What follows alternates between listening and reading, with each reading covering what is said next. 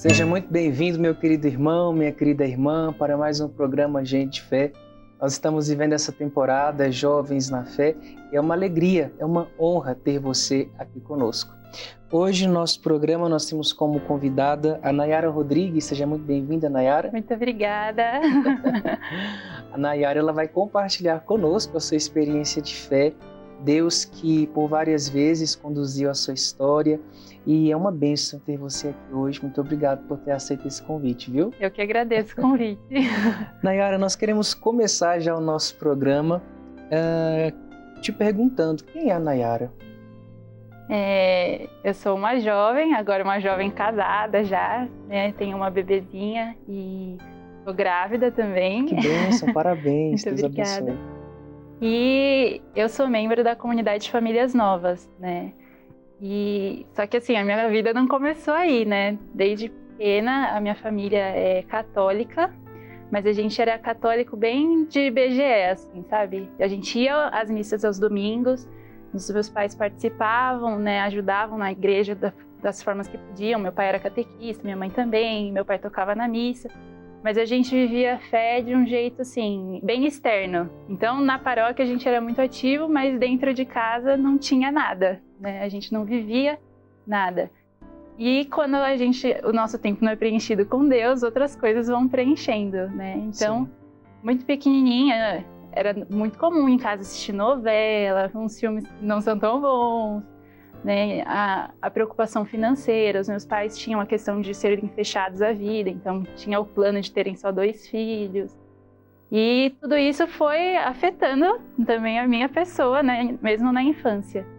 E aí, nessa fase, né, criança ainda, eu comecei, né, conheci o vício da masturbação, acabei caindo nele, e isso foi se perpetuando por um tempo, até que a primeira virada de chave aconteceu em 2004, quando a gente conheceu a Canção Nova. E aí, quando a gente conheceu a Canção Nova, as coisas começaram a mudar um pouquinho, né? Os meus pais começaram a rezar o terço, as novelas saíram, a gente começou a entender um pouquinho melhor o que era a vida cristã. Mas, para mim, a virada de chave mesmo só aconteceu em 2008, que foi quando eu conheci as Famílias Novas. Aí eu comecei a entender melhor o que era, né, a vida cristã, o que Deus esperava de mim, mesmo ainda sendo criança, né? Eu tinha 10 anos na época. Olha, bem jovenzinha. Bem, né? Jovenzinha.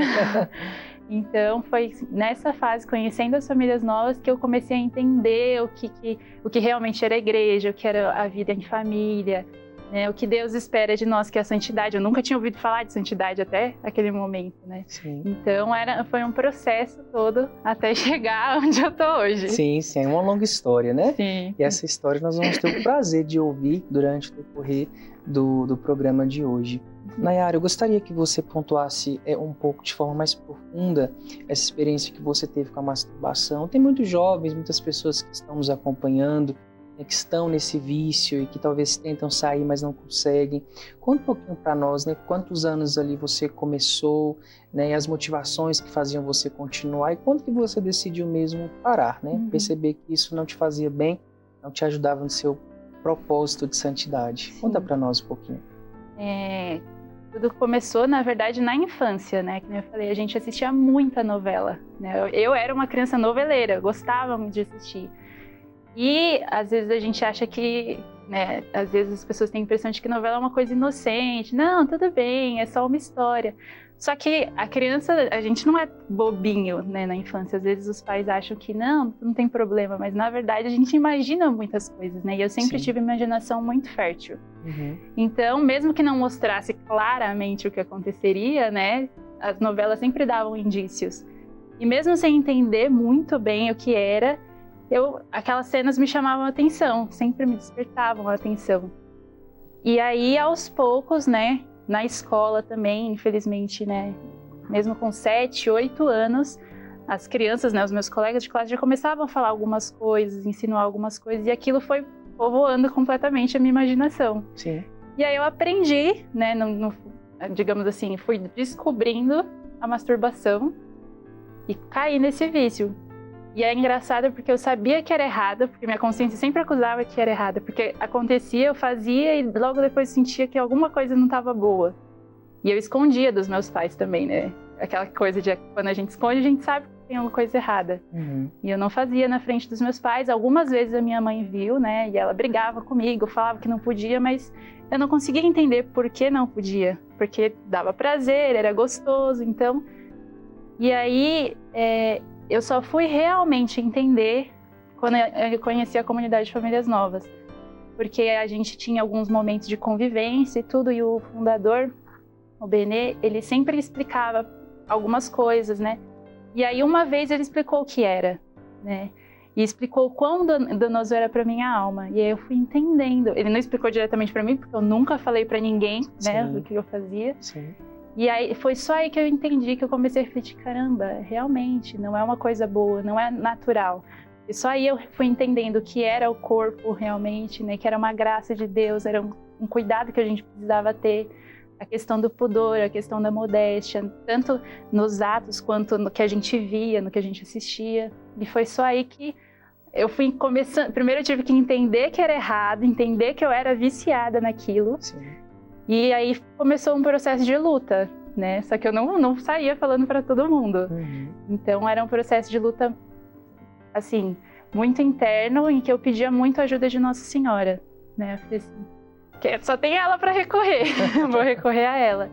Então eu rezava muito, eu às vezes tomava banho gelado, isso assim, eu tinha 12 anos, então acho que foi uns 3 anos realmente de batalha para eu largar o vício. Mas sempre rezando, toda vez que eu caía eu me confessava na hora, assim, desesperada, falando não posso. E assim, entendendo que aquilo fazia muito mal para mim. E aí... Acho que com uns 13 anos foi quando eu senti que o negócio já estava melhorando, que eu já estava vencendo, mas é aquilo, né? A vigilância é constante até hoje. Sim, sim. Até hoje, porque realmente as cenas, é engraçado, né? As cenas que eu vi na minha infância, nas novelas, continuam, uma vez ou outra aparece assim na cabeça, sabe? Então é algo que a gente precisa policiar muito. E a gente assiste o que a gente vê. E é isso até hoje. Não, é uma ótima dica, até mesmo para os pais que estão nos acompanhando agora no programa. Você acabou de dizer também da sua mãe, que às vezes via, mas talvez não tinha ali não conseguia te explicar, né? Você via essa falta, talvez, na sua mãe, talvez de saber mesmo tratar com você sobre esses assuntos? Sim. Eu acho que é algo, assim, né? Não é esperado de se ver numa criança, né? Numa pessoa tão nova. E ela sabia que era errado, mas ela não conseguia entrar na profundidade do porquê era errado, né? E aí, assim, pra mim eu sabia que era errado porque ela me falava, mas por quê? A gente queria alguma coisa a mais, sabe? Entender o que realmente acontecia. Sim. E aí que a gente foi entendendo mesmo depois. E aí agora, né, é mais fácil, né? Ela consegue ajudar os meus irmãos, tudo nesse sentido, mas para mim foi mais difícil. A primeira filha é mais difícil. Primeira filha de quantos filhos? Nós somos em 4. Meus pais tinham os planos de ter só 2, mas aí numa homilia do Padre José Augusto aqui na Canção Nova, eles se abriram a vida e vieram mais 2 irmãos. Que bênção, né? Que bom que a Canção Nova esteve unida também, né? Nessa experiência de seus pais. Nós vamos falar também, né, de forma aprofundada sobre este assunto. Conta um pouquinho para nós, Nayara, o seu relacionamento com seus pais, né? Desde a infância, adolescência, mesmo hoje, como que se dá essa relação? Na infância, né, meus pais sempre foram presentes, né, mas quando eu era menorzinha, minha mãe ainda trabalhava fora, então eu não ficava muito com eles, ficava mais com a minha avó, mas o meu relacionamento com eles sempre foi bom, assim, né, apesar de muitas vezes eu ser mais fechada, especialmente porque, que nem eu falei, né, no começo a gente não tinha essa noção de vida familiar. Então, os meus pais trabalhavam, a gente fazia as coisas, tinha alguns momentos juntos, a gente sempre ia juntos à missa, mas não tinha muito ainda aquele contato, assim, né? O meu pai brincava muito comigo, ele me levava para passear, eu tenho muitas lembranças de brincar com o meu pai e de conversas com a minha mãe, mas foi um relacionamento, assim, que foi melhorando aos poucos, né? A gente entendendo mais o que é realmente uma família aos poucos. E aí, quando a gente conheceu as famílias novas, né, que tem todo esse incentivo, né, de viver realmente a igreja doméstica dentro de casa, de sentar juntos na mesa para fazer uma refeição, que é algo que não era tão comum para a gente. Então, aí a gente começou a ter uma convivência cada vez melhor. E hoje, assim, o meu pai faleceu, né, mas eu tenho um contato com a minha mãe, assim, é uma amiga também, alguém com quem eu consigo conversar de ajuda. Agora que eu sou mãe também, vez ou outra, mãe, como a senhora fazia nessas horas? Uhum. É normal isso? Então, hoje é um contato bem mais próximo, né? E essa visão de honrar os meus pais e cuidar dos meus pais é bem mais clara hoje para mim do que já foi antigamente. Uhum. Você nos disse que seus pais eram fechados à vida, né? Você ouvia eles falando isso para você dentro de casa? Antes ainda, né, da experiência com as famílias novas, que vai citar depois, mas nesse tempo, assim, na sua casa, como que era? Até mesmo a convivência entre eles. Eu lembro que a convivência, assim, era muito difícil eu lembrar detalhes, né, porque eu era bem criança, né.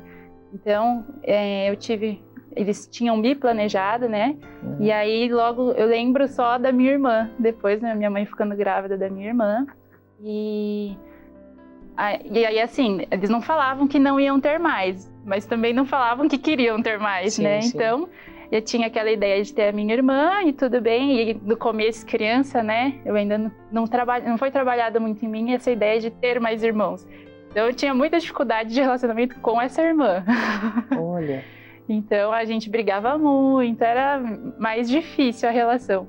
E aí, eu lembro até hoje que quando meus pais começaram a se abrir a vida e veio a segunda irmã, na hora eu falei assim, outra! Para estragar as minhas brincadeiras. Mas eu era realmente muito criança. E aí a minha visão também sobre isso mudou muito quando veio o meu irmão, que é o caçula. E aí eu lembro que a minha mãe ainda tinha uma certa trava. Porque quando ela me contou que estava grávida do meu irmão, ela chorou.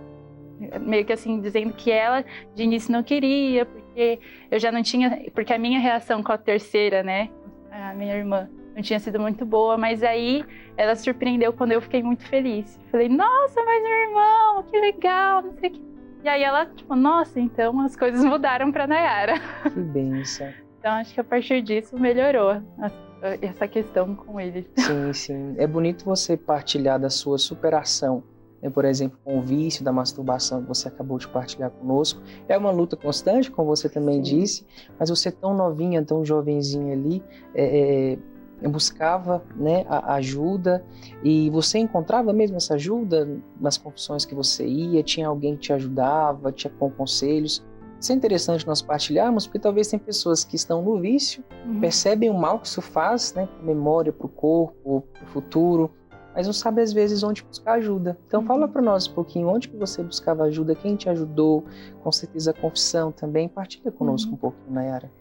Nessa questão, eu acho que o meu maior auxílio, com certeza, foi Nossa Senhora, nesse momento, assim, digamos. E eu realmente tinha muita vergonha de falar para outras pessoas, né? Sim.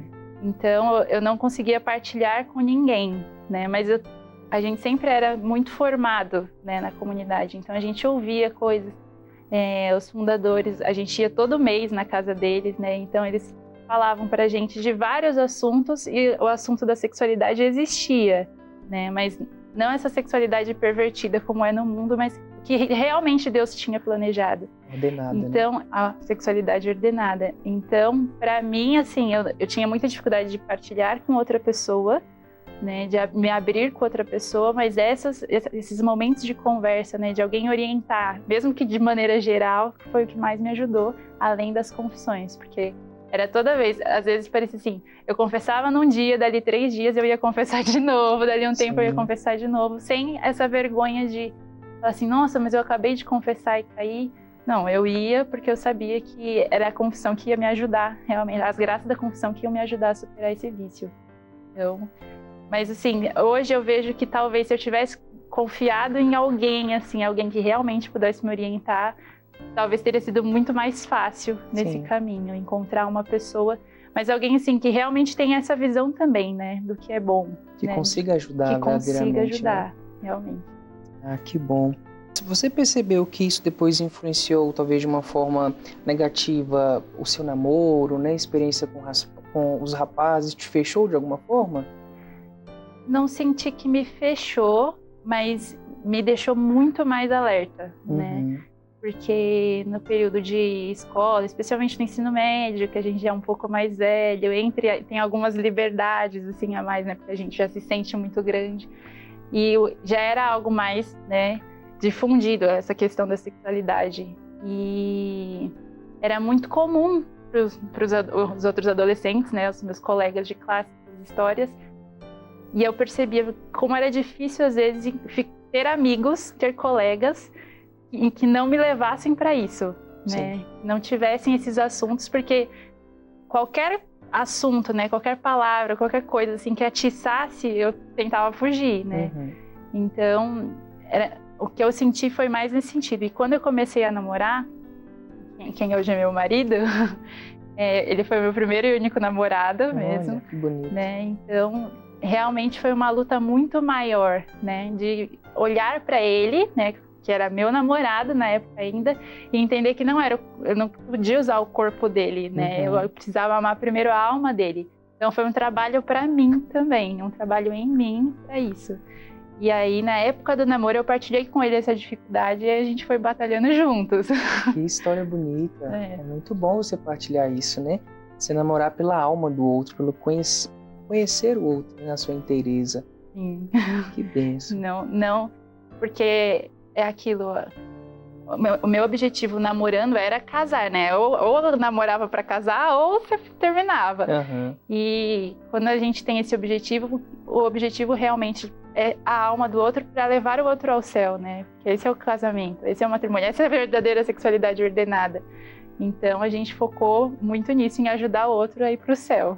Isso, até ajudar hoje. o outro a ir para o céu. Tá vendo, jovem, você que está acompanhando, até mesmo você que é casado recentemente, vai casais jovens, né? Uhum. Ajudar o outro a ir para o céu. Nayara, quando nós lemos a sua vida, nós percebemos que ela é perpassada por uma experiência de fé muito profunda, principalmente para com Deus. Você poderia falar para nós algumas dessas experiências, talvez alguma doença ou outras realidades também que fizeram com que você aprofundasse a sua experiência de fé? Pode ser. Eu acho que a experiência mais profunda que eu tenho nisso, que eu digo que eu ainda estou vivendo ela hoje, é a questão do falecimento do meu pai. Porque a gente, né, participando da comunidade, e aí teve a época da pandemia, e até aí tudo bem, mas a gente já estava em 2021, já estava meio que terminando assim aquele período mais restrito. E aí os meus pais foram para um retiro, né, das famílias novas, ainda tinha aquela questão do distanciamento, mas já estava acontecendo algumas coisas mais presenciais, né? E aí ele voltou e uma das coisas que ele falou que mais me marcou foi que assim, foi um dos melhores retiros que ele já tinha feito, ele fez uma ótima confissão, tudo. Só que aí poucos dias depois ele começou a ficar doente. E aí fez o teste, ele realmente teve Covid e assim, a gente esperava que, tá com Covid, a gente vai cuidar, vai passar e a vida vai continuar. Só que não aconteceu isso. Ele foi ficando cada vez mais doente. Só para nós entendermos, antes de você continuar, seu pai nesse momento ele estava aprofundando ele também a sua experiência de fé. Ele não participava, ele começou a participar mais nesse tempo. Não, na verdade assim, quando eu comecei a participar, eu era criança ainda, eu fui puxando os meus pais no começo. Olha só. Né? Os meus pais não eram muito, assim, não iam muito, mas eu ficava, vamos.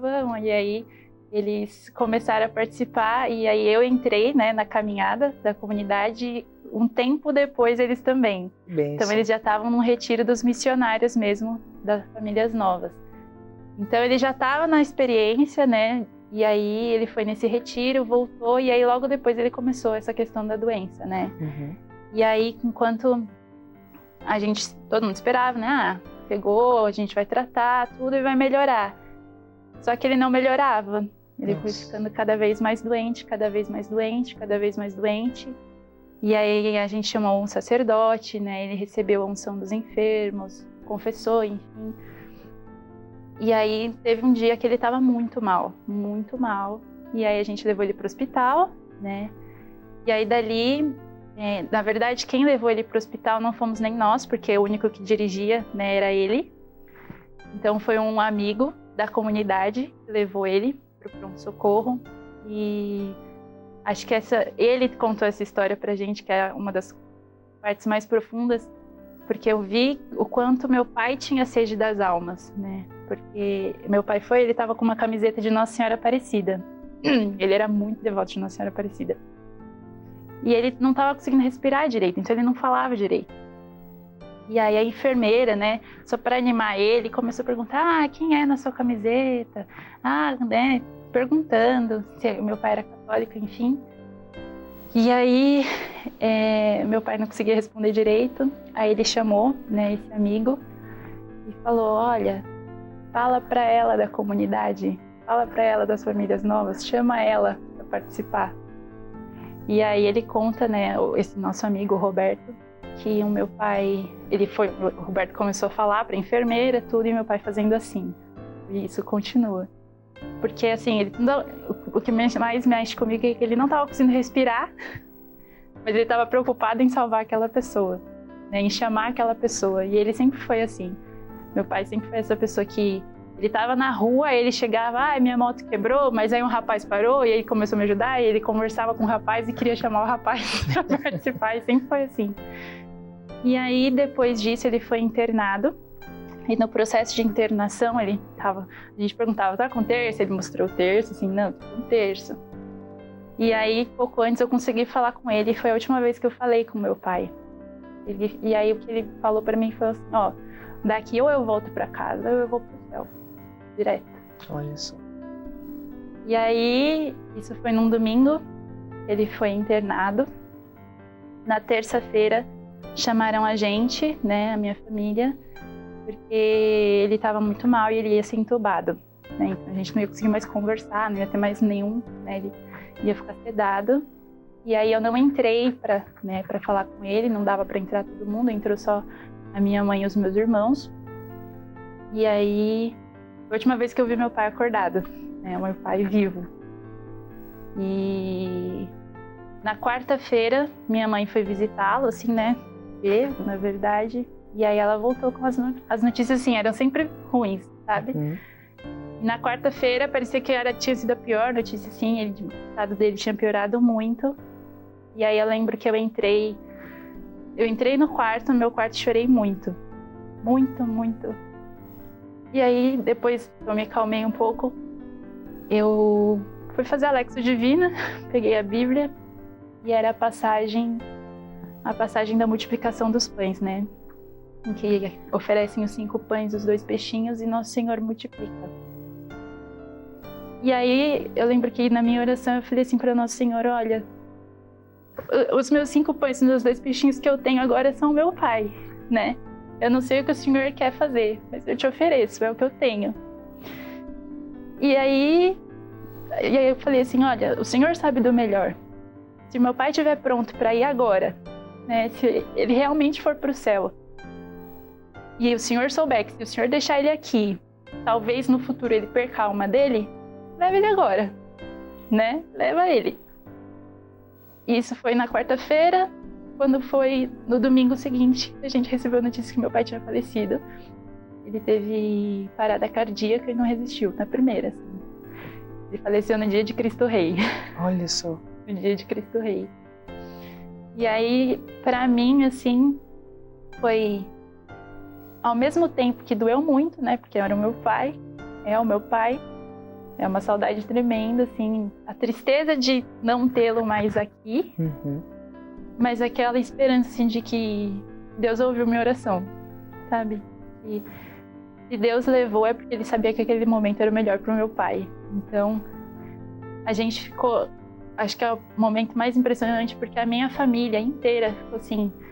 A gente sente até hoje muita saudade, mas a esperança tá viva, assim, né? Não é algo que acabou, não é tipo, já era, né? E que nos desespera. Né? A gente ficou muito tranquilo, é tanto que meu pai faleceu no domingo, a gente teve o enterro na segunda, e aí na terça-feira também a gente foi na missa, e era a missa de 7º dia de outra família lá, e a gente via a família se acabar de chorar, assim, parecia, né, desespero mesmo, e a gente estava muito tranquilo, né? A gente estava com muita saudade, com muita dor, mas muito tranquilos.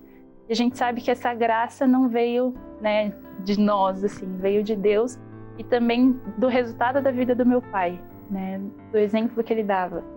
Então, para mim, acho que essa é a maior experiência de fé, assim, que eu tenho e que eu vivo até hoje, eu digo, porque não foi só a minha família que passou por essa dor, né? Toda a comunidade de famílias novas sentiu muito, né? Porque meu pai, ele realmente, quando começou a participar, ficou muito ativo, como eu falei, ele chamava todo mundo, ele queria todo mundo. Parecia assim, ele tinha encontrado um tesouro e queria chamar todo mundo para partilhar, né? Ninguém podia ficar de fora daquele tesouro que ele tinha encontrado. E aí, então até hoje todo mundo sente muito a falta dele, porque ele era uma pessoa muito alegre, mas é aquela sensação de que a gente tem alguém no céu rezando por nós, intercedendo por nós. E na missa de corpo, né, na missa que seria de corpo presente, mas não dá por causa de toda aquela questão da pandemia, mas na missa, né, para ele, logo depois da morte, o meu irmão, mais novo, meu irmão tinha 12 anos, 11 anos na época, não vou lembrar agora exatamente, mas a gente sempre fala que a comunidade, a gente gosta muito de Senhor dos Anéis, e que a comunidade é um condado, né, como se fosse o condado. E aí meu irmão falou assim, o meu pai foi o primeiro hobbit a entrar na condado do céu. Assim, né, um jovenzinho, mas que já tinha essa visão de que, não, o céu é a nossa meta. Que experiência bonita, Nayara. Obrigado por compartilhar. E eu falo para você, para a comunidade de famílias novas, que com certeza nos acompanham. Deus recolheu seu pai, porque do céu, com certeza, Ele está chamando mais e mais almas, pessoas para a comunidade, para Deus. Obrigado, viu? Por compartilhar essa linda história. Essa linda história que não termina por aqui. Foi só o primeiro bloco. Daqui a pouquinho nós retornamos para continuar ouvindo essa belíssima história da Nayara. Fique conosco. Até daqui a pouco. Estamos de volta com o nosso programa Gente de Fé, essa temporada tão abençoada, Jovens na Fé. O padre está aqui hoje com a Nayara Rodrigues. Obrigado, viu, Nayara? Muito obrigada, é um prazer. Nayara está aqui conosco, compartilhando a sua experiência de fé nesse ano jubilar da esperança, trazendo para nós uma mensagem do que é a verdadeira esperança, que é se lançar nas mãos de Deus verdadeiramente. Eu quero começar já esse bloco, Nayara, continuando o que nós estávamos falando um pouco no bloco anterior, da experiência que você teve e fez com o seu pai, né? De como ele foi esse propagador da fé, de nossa fé, né? Querendo com que todos ali ao seu redor conhecessem essa fé. Um homem que de resistente, depois de uma experiência com o Senhor, comunidade de famílias novas, ele se torna um propagador. Fala um pouquinho mais para nós do seu pai. Meu pai era, assim, exatamente isso, né? Lembro que no começo ele era o que mais dava desculpas, assim, né, para não ir nas coisas, né? Eu falava, vamos em tal evento da comunidade. Ele, mas é longe. Mas o carro. Ele sempre, né, falava, dava um jeito de não ir. Mas eu sempre fui muito insistente. Dessa parte eu peguei um pouco dele. Uhum. Ele foi muito insistente. Vamos. E aí ele acabou cedendo, né, começando a participar. E foi aos poucos. E aí, quando a gente foi ver, ele falava para todo mundo, todo lugar. E ele era catequista, né? Ele continuou servindo na paróquia, dando catequese. E aí, toda hora ele falava para os catequizandos dele, tem a comunidade, vamos lá, não sei o que tem também. Então, ele sempre mostrava, né? Queria trazer as pessoas. E assim, a gente viu que uma parte da comunidade cresceu, né? Graças também ao apostolado dele. A gente via essa sede de almas nele, né? E assim, não importava quem era. Ele chamava desde o mendigo da rua até o papa, se deixasse. Ele chamava todo mundo. Porque, é como eu falei, ele realmente via o tesouro, né? Ele encontrou o tesouro, ele queria que todo mundo, né, encontrasse tesouro também. Porque a nossa família mudou muito, né? Então, ele queria que todo mundo, né, recebesse esse tesouro. E aí o que a gente sente hoje, né, a nossa esperança é isso, de que ele está no céu, continua intercedendo, porque depois do falecimento dele, começou a chegar mais gente por causa dele. Olha, né? Só. Então algumas pessoas entraram e falaram, todo mundo chamava ele de Zico, né, era o apelido dele. Porque o Zico sempre insistiu muito, e eu não ia, e agora, né, depois do falecimento dele, a pessoa começou a participar. Então, porque ele tinha realmente esse carisma, né, de levar muitas pessoas, de trazer muitas pessoas. Zico era apelido. Qual que era o nome dele? José Maria. Nossa Senhora, tá explicado, gente. José Maria só podia ser um abençoado mesmo. Exatamente. Então, e é uma das coisas assim que marca muito, né, de ver realmente era essa alegria dele em evangelizar. E isso ficou muito claro, né, no processo, né, de logo depois do falecimento dele pro enterro, né, a gente não conseguiu fazer velório por toda a questão da pandemia, mas quando, né, a gente foi divulgando, né, olha, o Zico faleceu, o José Maria faleceu, a minha casa encheu. Parecia uma festa, mas não assim, não que as pessoas estavam comemorando, mas assim, tinha tanta gente que tinha carro na rua inteira. Olha só. Né? E quem não estava entendendo, os vizinhos que não tinham entendido ainda o que estava acontecendo, né, devem ter pensado, nossa, estão dando uma festa na casa deles, que durou a madrugada inteira. E aí, quando a gente foi pro velório mesmo, pro enterro mesmo no cemitério, tinha muita gente cantando, né, a gente cantava louvores. E a gente sepultou meu pai assim, né? Todo mundo cantando, louvando a Deus mesmo, né? As músicas que ele gostava, né? E eu lembro que tinha até outras pessoas, né, que estavam sepultando seus familiares, as pessoas até olhavam meio estranho, porque tinha muita gente. Chegaram a perguntar, ele é famoso? Olha só. Como dizem na minha terra, ele era amigueiro, então, né? Muito. A gente falava que só faltava ele ser vereador. Olha só. Mas... porque assim, eram muitas pessoas, porque foi muita gente da comunidade, fora as outras pessoas da paróquia, né, os familiares que foram, e o clima era esse, assim, né, de dor pela partida, mas ao mesmo tempo de muita alegria. Então, essa foi a marca dele. Tanto que a gente colocou na lápide, né, em tudo dai graças e dia São José. Eram as coisas que ele mais falava. Em tudo dai graças. Acontecia uma coisa, em tudo dai graças. Olha. E aí a gente falava, e agora, o que a gente faz? Ele, vamos a São José. É um patrimônio espiritual para a comunidade, penso eu, né? Com certeza todos têm um carinho muito grande por ele até hoje. Sim, ele é lembrado com muito carinho e como uma referência também, né? Assim, de olha, até o fim da vida ele quis evangelizar. E essa sede que a gente precisa ter. Né? Eu rezo a Deus para que ele me dê um pouquinho dessa sede que meu pai tinha, que era muito profunda mesmo de alma. Que bênção! Nós estamos percebendo com a sua história, com o seu testemunho de fé, que toda essa experiência veio com a comunidade, com a experiência na comunidade, Famílias Novas. Fale para nós o que a comunidade transformou dentro da sua casa, porque hoje, Nayara, a gente percebe as famílias passando por tantas crises, né? Uhum. E quando você disse logo no primeiro bloco que é uma experiência que começa de dentro para fora, me parece, né? Uhum. É algo que começa ali no testemunho familiar mesmo, no simples de cada dia, essa doação, esse testemunho de fé. O que mudou na sua família, né? O que você foi percebendo? Conta para nós. Gente, mudou tudo. Porque, como eu falei, né, logo no começo, a gente não tinha ainda muito essa visão do que era a família, né? Sim. O que dava sempre a impressão, né, de que muitas vezes tem é tipo, é um pai, uma mãe, os filhos e todo mundo ali meio que sobrevive, um vai criando o outro e é isso. Mas quando a gente conheceu a comunidade, a gente conheceu em 2008, eu tinha 10 anos, né? E a gente começou a perceber que era mais do que aquilo, né? Que era como São João Paulo II falava, né? Família torna-te aquilo que és. E o que é a família, né? Essa é a igreja doméstica, esse lar, né, que a gente precisa imitar a família de Nazaré. Então, o que mais mudou, acho que primeiro, assim, de cara, foi essa ideia do que era a família.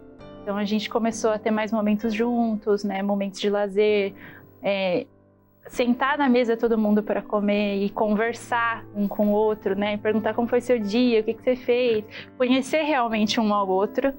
Né, essa minha visão, né, dos meus irmãos, que de início era tão difícil, assim, eu tinha, né, esses bloqueios de mais criança, mais irmão, tanto que o meu irmão caçula, né, ele veio depois da comunidade, né, e foi nesse momento que eu me alegrei pela chegada dele, porque eu via na comunidade outras famílias com muitos irmãos. E eu falava, nossa, eu só tenho 2. E aí eu comecei a entender a alegria de ter irmãos. E aí eu me alegrei muito quando minha mãe ficou grávida do meu irmão. Então, a questão do terço, né, de rezar mais o terço em família, de buscar mais os sacramentos. Então, tudo na nossa família mudou, né? Essa visão realmente do que é uma família mudou. Uma família em que um se doa pelo outro, um ajuda o outro. Então, eu sempre ouvia, né, nos encontros que a gente tem, que a gente chama de domos, né, tem a domos da mesa da família, um exemplo. E aí o nosso propósito era, olha, você vai ser o último a se servir, vai servir os outros. E aí eu ficava assim, não, eu tenho que ser o último. E aí começava a dar briga entre aspas, porque tipo, todo mundo tinha tido o mesmo tema, todo mundo queria ser o último. Mas porque a gente começou a querer realmente servir um ao outro, né? A visão mudou. Inclusive essa visão do céu, né? A visão da santidade. Olha, é possível ser santos em família, a gente vai buscar a santidade juntos. Um vai ajudar o outro. Então mudou tudo, realmente. De uma forma prática, assim, né? Naquilo que é a vivência de toda a família brasileira, se assim a gente pode dizer, foi mudando também, por exemplo, na questão da mesa, né? De deixar talvez de comer ali em frente da TV ou se dispersar no celular. A gente sabe quanto que isso tem sido um risco nas famílias. Isso foi deixar de lado para sentar na mesa, para ouvir, para... Fala para nós, assim, coisas práticas. Talvez está na sua casa mesmo, você viu com a sua família, que seja até engraçado, mas que mudou. Você olhou e falou, nossa... isso aqui é a graça que nós estamos vivendo.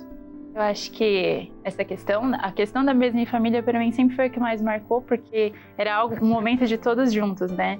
Minha mãe sempre caprichava mais no jantar, porque era a hora que meu pai estava em casa. Então era um momento muito gostoso, porque sentava todo mundo e assim, não tinha TV, não tinha celular, não tinha briga, né? Era proibido brigar na mesa. Olha isso. E aos poucos também, né? Fui crescendo, a gente foi aprendendo a cozinhar e pensar assim, né? Eu gosto muito de uma coisa, mas eu vou fazer o que o outro gosta hoje, né? De ir servindo nesse sentido. De conversar mesmo uns com os outros, né? Porque às vezes a gente vive todo mundo na mesma casa, mas parece que são estranhos, né?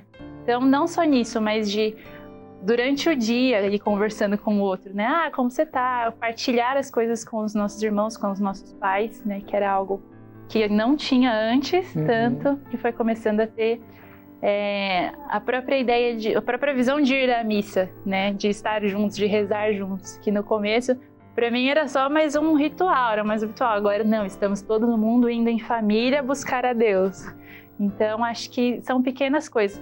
Rezar antes de comer era uma coisa que a gente não fazia. Vocês não faziam. Não fazia. Rezar para acordar, rezar antes de dormir, rezar o terço. A vida de oração mesmo, que era algo que não existia antes, começou a ter, né? Então, incentivo para a leitura diária da Bíblia, a própria ideia de conhecer os santos. Então, tudo isso foi acontecendo.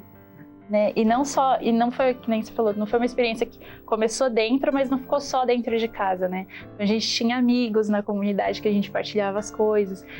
A própria virtude da hospitalidade, de receber as pessoas em casa, né? E receber bem, que era algo que meus pais sempre foram, mas era menor, era uma coisa, né, mais pontual.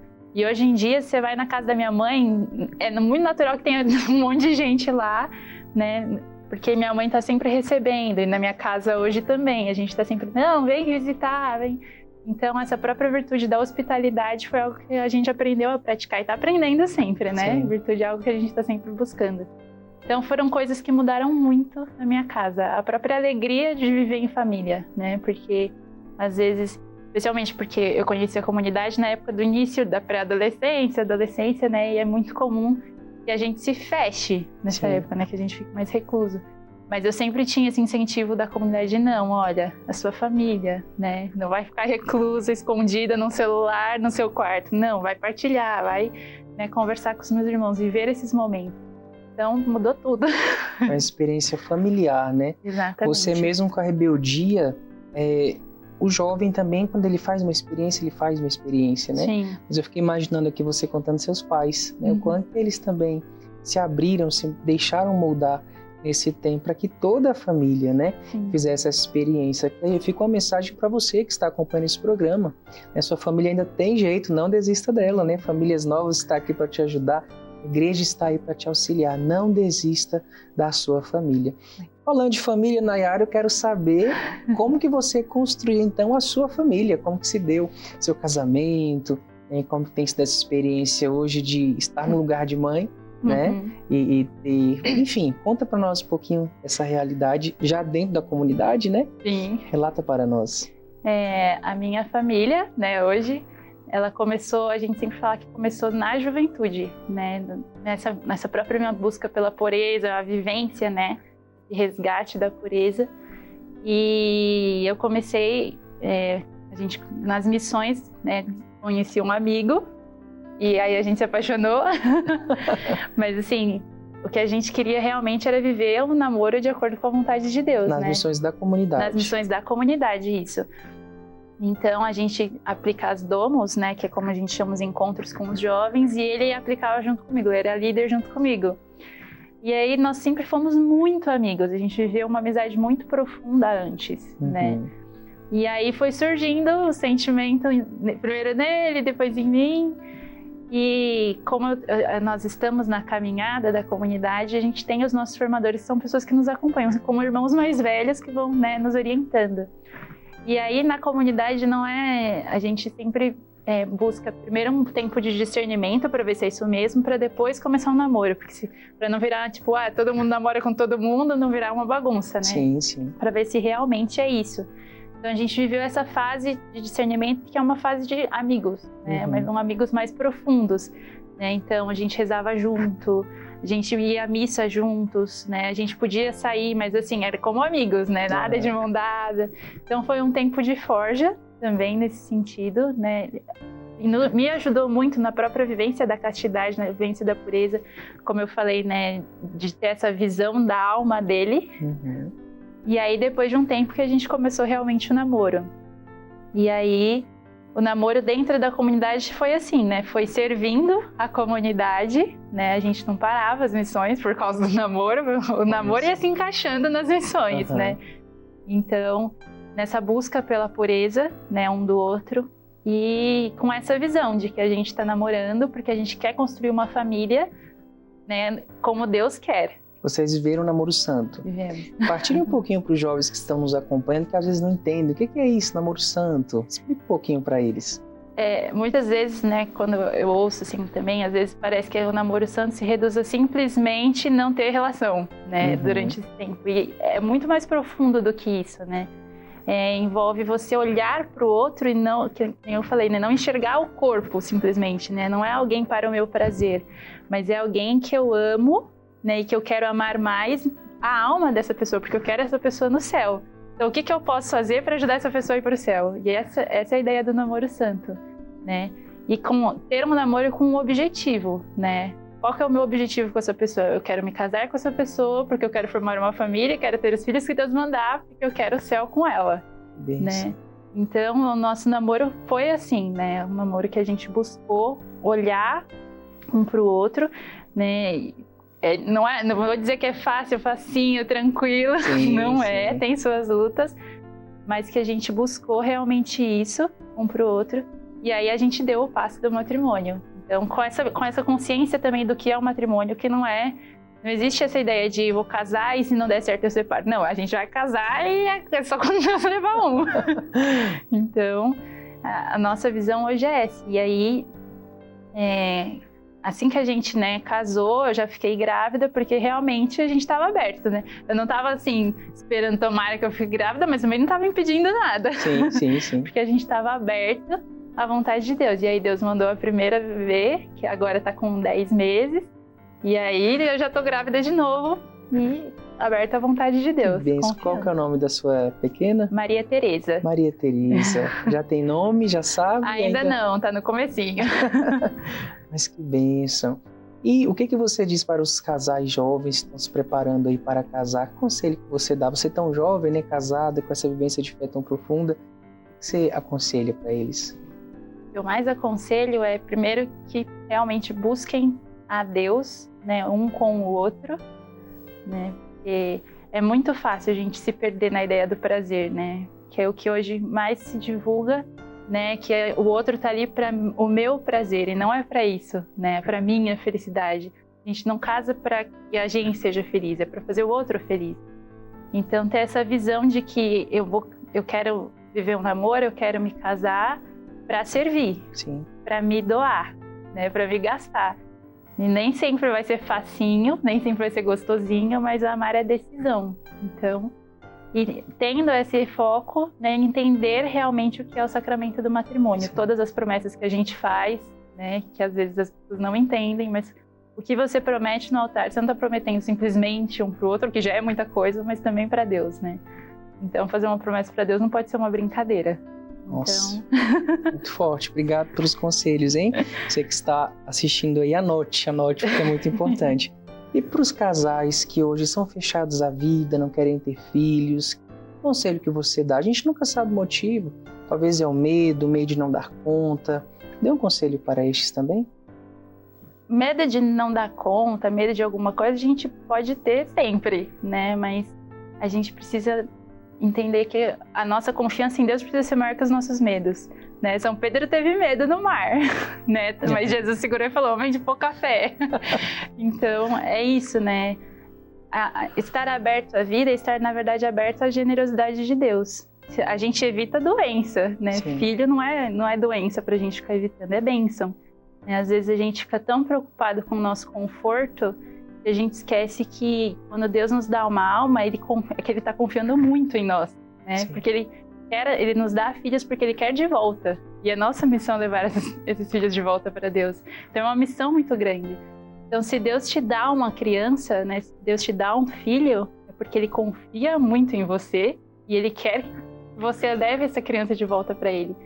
Que a gente não se feche às bênçãos de Deus, porque eu tive a Maria Teresa, né? Eu falei bem no comecinho, às vezes as pessoas até, nossa, mas nem aproveitou a vida de casada, né? E foi o maior presente que a gente recebeu, né? Porque nos ajudou a amadurecer, nos ajudou a crescer, a sermos um casal melhor, para sermos pais melhores para ela.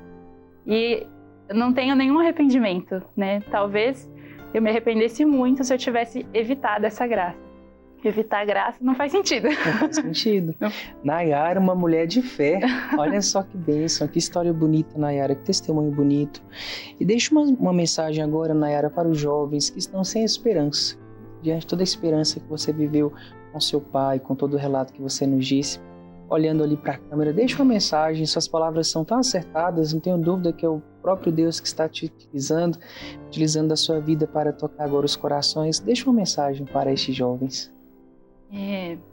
Acho que a mensagem que eu posso deixar é a de que entreguem para Deus, né, os 5 pães e os 2 peixinhos, não importa, né, o que seja agora, talvez você nem saiba o que é, né, mas se entregar tudo a Deus, porque se você entrega realmente o pouco que você tem, Deus multiplica.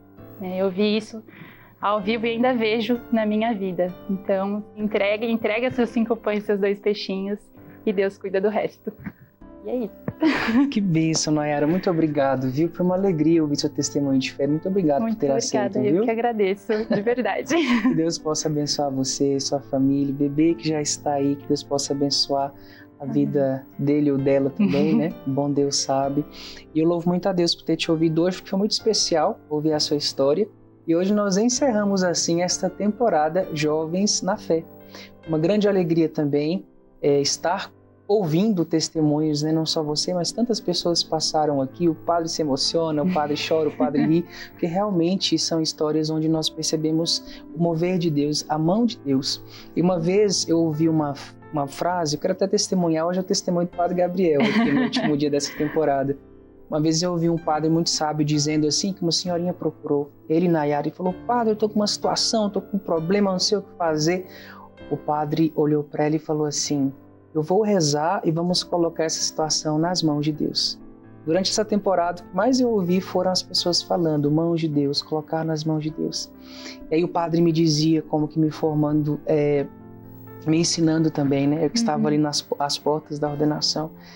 Diácono, às vezes a gente fala para a pessoa colocar a vida, o problema, o impossível nas mãos de Deus, e as pessoas às vezes se contentam, né? Acham que é tão pouco isso, mas na verdade é o tudo.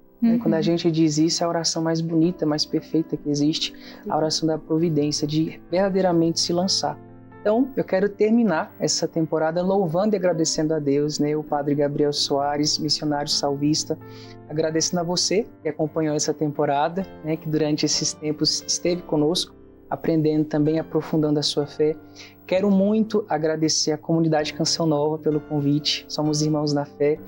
Os salvistas deixam aqui um abraço especial para todos vocês que compõem essa linda missão, que salvam almas também.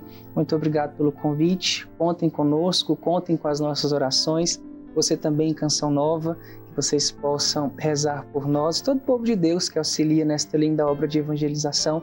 Deus abençoe muito a vida de vocês, esta temporada que foi tão abençoada, e continue acompanhando as próximas, que com certeza Deus ele vai continuar fazendo encontro pessoal com você e com a sua vida, se você estiver aberto. Amém? Amém. Amém, Nayara. Eu vou dar a bênção então para terminar o programa de hoje. Lembrando que se você quiser acompanhar este programa e outros programas também, você pode através do CN Plus e do YouTube também da Canção Nova. Então, se você talvez assistiu, quer ver novamente, você pode ter acesso nesse conteúdo através destes portais que eu acabei de dizer da comunidade Canção Nova. O Senhor esteja convosco. Ele está no meio de nós. Pela poderosa intercessão de Nossa Senhora de Pentecostes, São José e São Miguel, desça sobre você, sua família, sobre todos os jovens, a bênção de Deus Todo-Poderoso, que é Pai, Filho e Espírito Santo. Amém. Obrigado, Nayara. Que agradeço. Obrigado, comunidade Canção Nova. Deus abençoe todos vocês. Um forte abraço. Ficamos por aqui.